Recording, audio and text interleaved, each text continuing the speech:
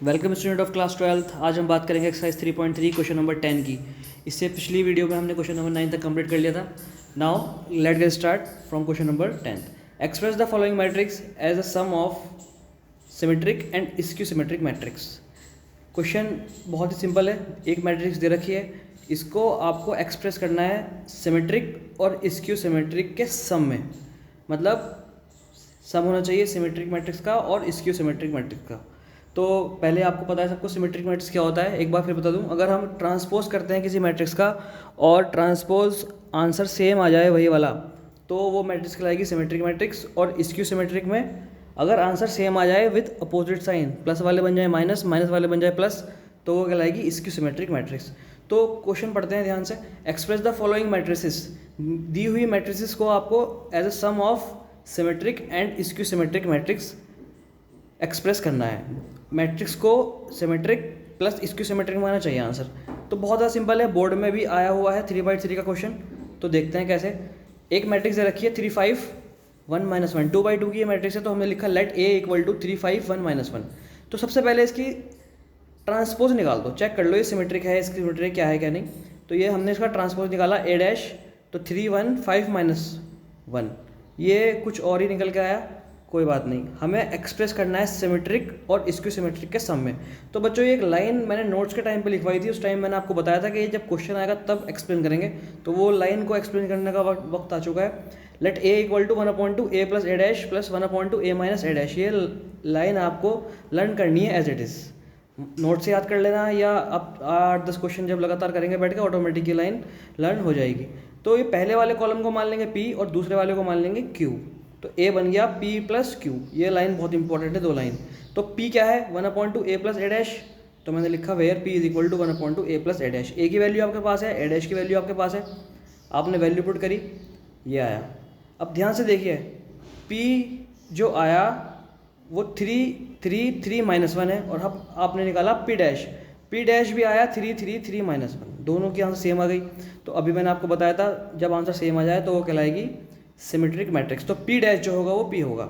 हम क्वेश्चन की बात अभी नहीं कर रहे हैं, हम P की बात कर रहे हैं। और P कहाँ से आया, A equal to P plus Q, और P क्या है 1/2 a plus A dash.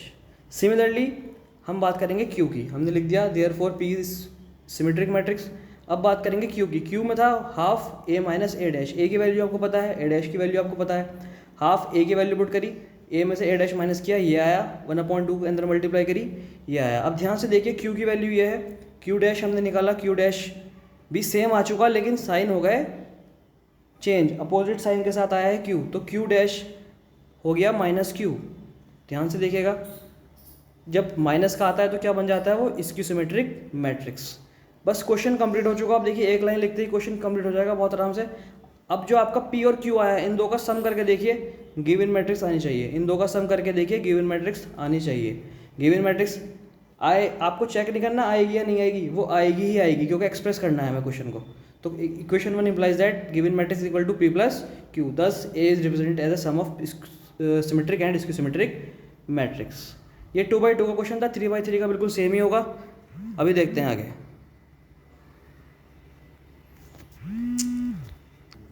Now let's move on to the next question, and this question is very similar to the previous one, but the change is this: the previous question is of order 2/2 and this question is of order 3/3. Let A equal to this 3/3 की matrix है।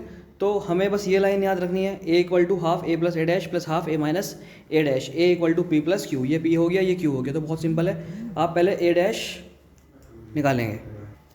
तो पहले ए dash निकालेंगे। ए dash मतलब रोज का column, column का rows, transpose we can say that. Where P equal to this, बिल्कुल same process follow होगा। ये P हो गया, ये Q हो गया।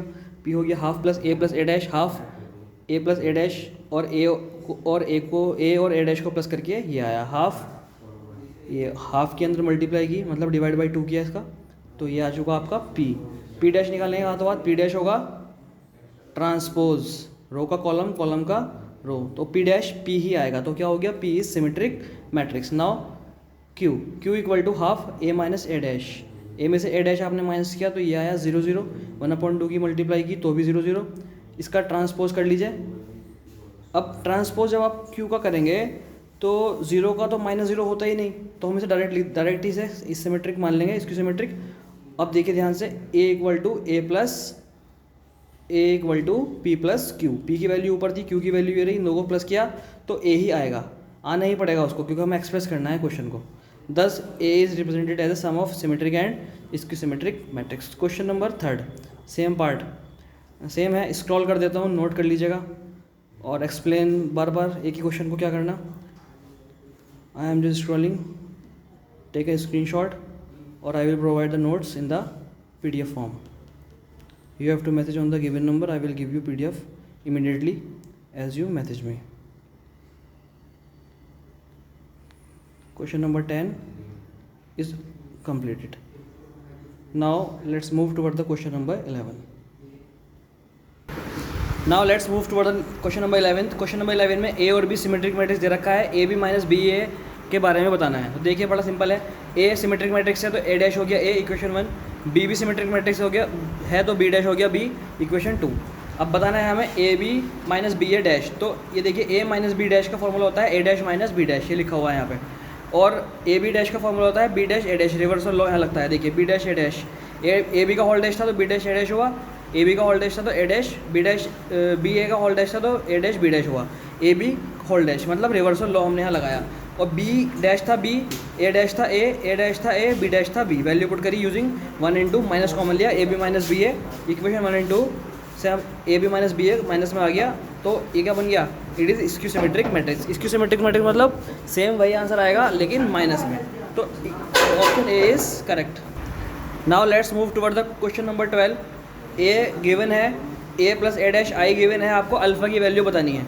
तो given A equal to A plus I dash equal to I, value put करेंगे A और A डैश की। A डैश क्या होता है, ट्रांसपोज, तो A की वैल्यू उठा के एज इट इज यहाँ पुट करी, A डैश उठा के यहाँ पुट किया, रो का बन गया कॉलम, कॉलम की रो बन गई रो, इन दो को ऐड करा। ध्यान से देखिए RHS बिल्कुल सेम चलता रहेगा, ऐसे इन दो को ऐड किया, कोस में कोस जुड़ा 2 कोस अल्फ़ा, माइनस साइन में साइन जुड़ा तो 0, साइन अल्फ़ा में साइन माइनस साइन जुड़ा 0, कोस अल्फ़ा में कोस जुड़ा 0, ये दोनों आ गए। अब आपको बताना है अल्फ़ा की वैल्यू।